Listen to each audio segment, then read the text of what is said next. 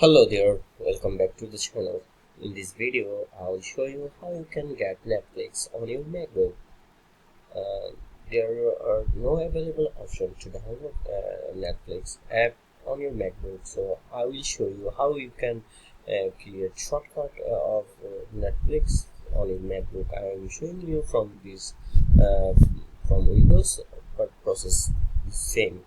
First, open your Google Chrome browser and search for Netflix.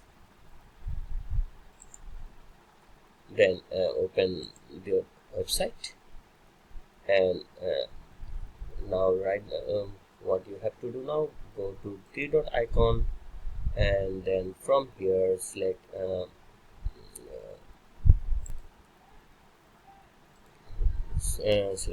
cast, save and share.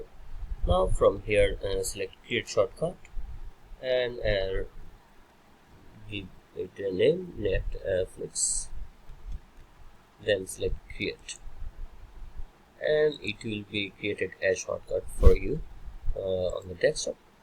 Now when you open it, it will be redirected to your Netflix, and that's how you can get Netflix on your uh, MacBook. If you found this video helpful, then don't forget to give a like and subscribe for more tactics.